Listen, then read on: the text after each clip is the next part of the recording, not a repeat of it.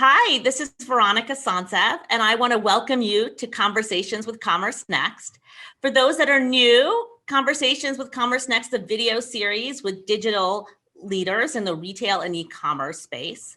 Today's guest is Andreas Reiffen, founder and CEO of Crealytics. Today, we're going to be talking about customer lifetime value. And this is an important topic because customer acquisition is expensive and often customers are not profitable until the second purchase. So our thought-provoking question for today is, are your best customers bought or are they made? And it's actually the same topic that we're going to talk about on January 20th at the CommerceNext Marketing Summit Series. So why don't we start off with introductions? Andy, tell us about yourself and what you're doing at Crealytics. So I'm founder and CEO of Crealytics. We are now 12 years in the market. We started very early on working as paid search affiliates, and from there we evolved quite a bit. So we are, as of today, roughly 150 people. I'm working in performance advertising on behalf of large enterprise level retailers. We run their performance advertising across different channels. And we have a clear focus on customer lifetime value, and I'm happy to share some insights today. So Andy, when you're working with clients, what metrics do you use to optimize your advertising campaigns? Is it customer lifetime value or is it another metric that you use? I mean, when it all started, at the very beginning, companies were optimizing against the cost per order. And you will realize there are large orders and small orders. So it's a kind of stupid KPI. And then it moved more towards a revenue-centric metric, ROAS and cost of sales. And at some point, people start understanding, okay, it's about the margins which lie behind the product. It makes a huge difference whether I sell a laptop or whatever underwear, we have a margin of 70%. And in this evolution, at some point of time, the smartest guys started understanding that it's not just about the first purchase. You acquire lots of different customers, and some are very loyal to your business and others are not. And you're trying to find the good ones. And that's why you actually need a more comprehensive KPI, and revenue just does not reflect this. And what you can't measure, you can't optimize. And that's why customer lifetime value is just a much smarter KPI, which helps to invest your budget in a much more effective way. Yeah, I remember a few years back being at a Goldman Sachs conference, and at the time, the CEO of Fab.com talked about how, you know, in the early days, they acquired a lot of customers by marketing t-shirts. And while it was easy to convert those customers, they didn't come back and buy the furniture ultimately. And they realized they had to invest in these customers that were more the kind of customers that they wanted, and kind of understanding that. So exactly. It's definitely been something that brands have been evolving to. For those that are newer to customer lifetime value, just from a high level, we don't have a whiteboard here, but what goes into a customer lifetime value calculation? So what goes into the calculation, ideally, well, there's lots of different calculations around. What we are trying to get to in an advertising use case is we need to know what the value of a transaction is to a specific business. So, and the value is not revenue. That's why we relate customer lifetime value always to margin. So what we essentially do, and technically that's not really a lifetime value, we limit this to a certain time frame. So we take we track the first purchase of any new customer. We take out returns. We take the real product margins contained in the basket. We deduct order-related costs like shipping and packaging and payment. And then we do the same calculation for all repeat purchases happening in a defined time frame. And this can be 12 months, it can be 24, 36 months. It all depends what your time horizon is. And sometimes, as our world is so volatile, it's just very dangerous to extend the time frame to several years, because everything might change in that large span of time. Yeah, for sure. So you're looking at essentially margin, and then you're looking at the likelihood of a repeat purchase. Is that a fair way of saying it? Yeah, we actually, what we do is we track the first purchase, then we tag this new customer, and over time, when these newly acquired customers, which we acquired at some point of time, come back and make repeat purchases, we track their repeat purchases, and we can then relate this to the initial purchase and the point of acquisition. The thing we need to accomplish is, it doesn't help if we know this retrospectively, because we need to have this information at hand at the point of time when we target people and when we acquire them. So we need to predict what someone is likely to do over time, and we have to do this at a very early point of time when very little information is available, like just a first purchase, certain shopping basket, certain group of demographics, and so on. Got it. That makes a lot of sense. So let's kind of double click on that a little bit, because you know, what you're saying is that second purchase is really, really important. And that if they buy a second time, we know that they're more likely to buy a third, fourth, fifth time. So then as a marketer, does it make sense to really like drive hard and get that second purchase so that you can increase the customer lifetime value? Is that the right strategy?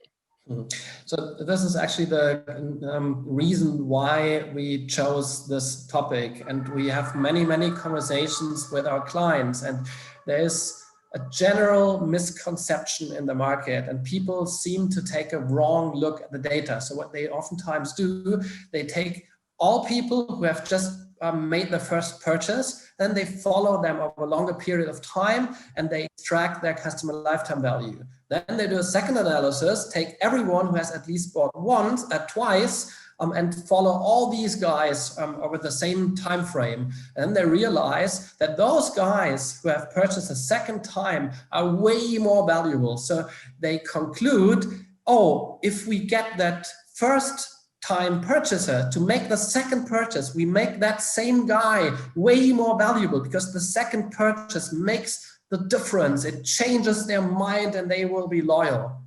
The reality is that people are predisposed already. We might acquire, let's take an example, a business selling whatever, online steaks, and they're gift givers, they buy steaks for someone else.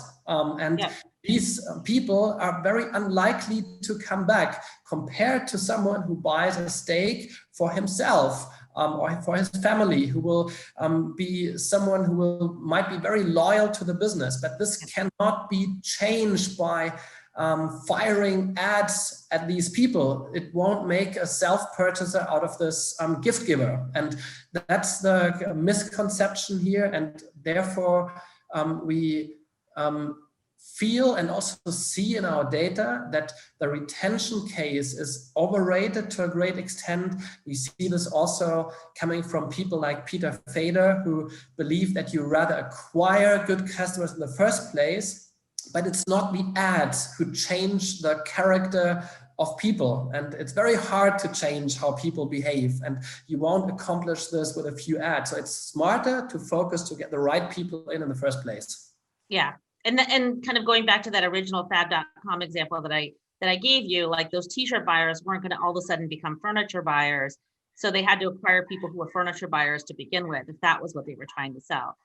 And that makes a lot of sense. So then, you know, if you know you have to, it's all about acquiring the right customers, then how do you do that? How do you ensure that you're acquiring the right customers that are going to have that higher retention, higher customer lifetime value? How do you find them when you're doing performance advertising in particular, which is all product based?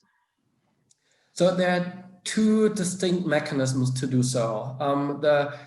Probably the one which is easier to understand is using lookalikes or similar audiences. You simply go through your customer base, you score your customers with a customer lifetime value, you extract your best customers into a list, and you let whether it's Google or Facebook, target similar people. So you are more likely to attract the good ones because they find similarities.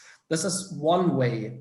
What we figured out is that while this is very, very effective on the paid social side or display where you can target audiences, it's less effective on the Google side where people mostly type in keywords and the targeting is still heavily keyword centric. And what you can do there is at the point of time when you track a conversion, like you run a Google ad, product ad, someone clicks on it and purchases, usually what you put back into the system is the revenue. So the whole AI of these high-end bidding engines will operate on revenue figures. But if you don't tell them where the value is, they won't be able to reallocate budget. What you want these systems to do is move budgets away where you sell low margin products with high return rates to mostly existing customers, and take that budget and better put it against areas of your campaigns where you acquire new customers who buy high margins and ideally don't return that stuff. And the trick, if you want, is you have to tell the system where the value lies. So it's less about you being smart in the bidding than just being accurate in the measurement and predict what's going to happen, put it back into the system and let the system just run. And this is a very effective way of acquiring new customers, for example, on the search side. Andy, like what is it that you're putting back in the system? Are you giving them the conversion data? Are you giving them the margin data? What is the inputs into the system that are required to be able to optimize that? So the system can only handle monetary values. It doesn't work if you tell them we won 5 new customers or something. It's all about a monetary value. So the question is, how can we measure the value on a per click level? Because that's what Google is bidding on ultimately. And what we put back is, let's take this example. Someone clicks on ad and buys. So we see there are 3 products in the basket contained. So we take out costs of goods sold. So we take the net margin of these products. Then we deduct the variable, the order related costs like shipping, packaging, and so on. And we then, at that point, we already have data available, and we run a prediction in real time. So we take other orders from similar people and we predict what this specific person who has just bought will do over time. And let's say beyond just the first order margin of $50, we expect this person to generate an additional incremental margin of, let's say, 75. So we put the 75 plus the 50 back into the system. So the system then has several clicks which evaluates, and it needs to achieve efficiency targets. So it can put more budget against where more the areas where the value is higher. And that's actually how it works. Got it. Okay, so you're modeling essentially almost in real time the projected customer lifetime value of that click, and then feeding that information back to Google, so Google knows, oh, okay, this person who's buying steaks for themselves, very valuable. This person who's buying a gift of steaks for their mother, not so valuable. Absolutely correct. And then there are 2 sales. You might sell the same shopping basket to an existing versus a new customer. The existing one, we would just put the margin back into the system, whereas the new customer has this additional high value. So the system then sees in one area there's just more value, and it can start extrapolating this from historic performance and push these areas harder in the future. Got it. I mean, so that all makes sense from a theoretical standpoint. Now, what would a retailer or brand need in order to execute that? What kind of data do they need to give someone like you? Do they need to have a data science team to extract this data from their system? How would they go about building out these predictive CLV models? So there are lots of different data points which go in. First of all, we definitely need a solid margin tracking. If we are not able of tracking margins, this is difficult. But then there are variables like what is significant is what is the first order value. Someone who makes a purchase of a high value is more likely to purchase also valuable products in the future. And then we have a time component, but from the retailer side, it's mostly the margin tracking, which we need to understand. We need to deduct returns. So we have to get returns on a granular level, take them all out. And then we have to be able to track new customers, which sounds easy, but sometimes it's not that easy because they have a catalog business, an online business, and in-store business. So we somehow have to match the data in the back end, and then we can feed our prediction algorithms. So this is the data we need to get from the retailer. What's used for the algorithms is way more. It's, for example, a time component. Someone buying on a Black Friday is likely to be less valuable than someone buying outside these days where you see heavy discounts. Or another example is we see in fashion, someone who buys in-season products full price is way more valuable than someone who buys a discounted product. So there are lots of factors which go in. The way we do this with that scarce information at the very beginning of a journey is by taking this first purchase and trying basically to find lookalikes and model these. It's remarkable how precise the models can still be. So it's actually already pretty accurate. Of course, you get more accuracy over time when someone has made already 10 purchases, but that's not the data we have when we need it. Right. In the beginning, you just have that first purchase and you're Exactly. just trying to predict it.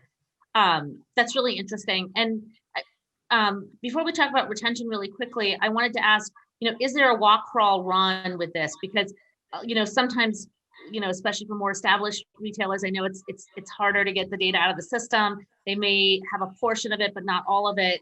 Is there ability to kind of do this in pieces and get better and better at it over time?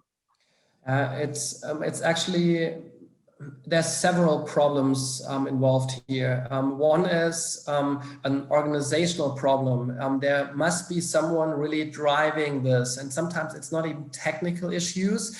It's that an organization gets stuck with old KPI sets, which are used across the company. So there must be someone who educates different departments and drives this initiative.